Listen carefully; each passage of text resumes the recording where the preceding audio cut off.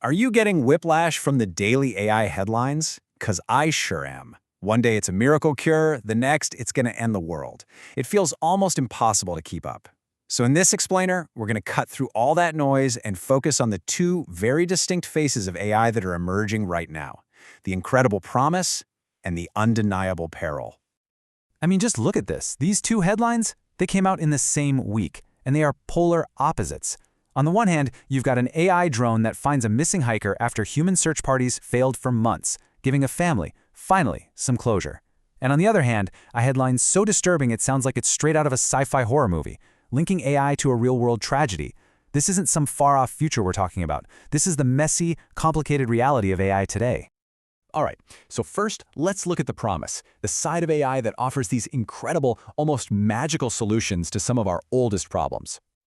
The impact here is just staggering. Imagine you're at a routine checkup, and this AI stethoscope instantly flags a serious heart condition that could have gone unnoticed for years. Experts are calling it a game changer for a reason. And it's not just about making things faster. This is about early detection that will, without a doubt, save lives. Period. And this stuff isn't just happening in high-tech labs. AI is quietly weaving itself into your daily life.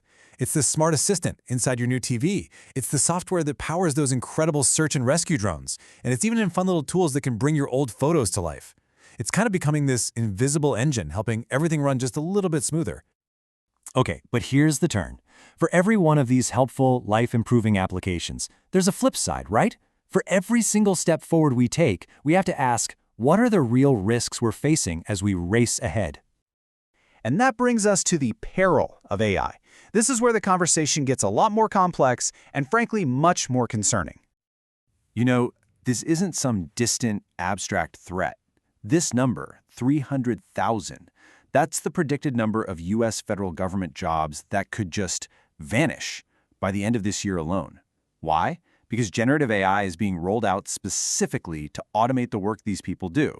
This is a massive, immediate hit to people's livelihoods. And the stakes, they get even higher when we start talking about warfare. This quote from Geoffrey Hinton, who is literally one of the godfathers of AI, is just chilling.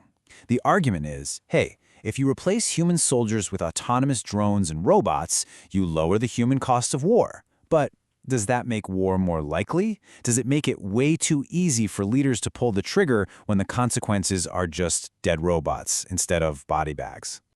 And the ways this can go wrong are just all over the map. You've got criminals using AI chatbots for super sophisticated scams.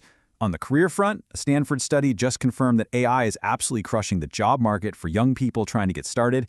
Then you have these bizarre new risks, like doctors literally losing their cancer spotting skills because they rely on AI too much, or the truly wild idea of letting an algorithm decide if you get Medicare coverage. So, how does this all play out in the business world? Well, it's a fascinating, chaotic mix of incredible ambition and a really, really messy reality. I mean, just look at this tale of two markets. For every super bullish signal, there's a bearish one right next to it.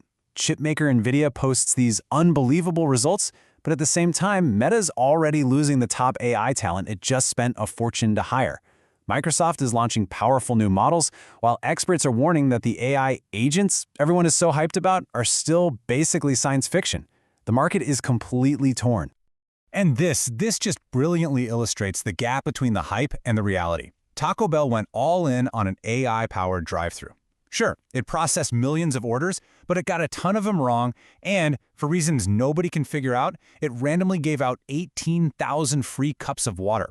In the end, they just had to say no mas and pull the plug.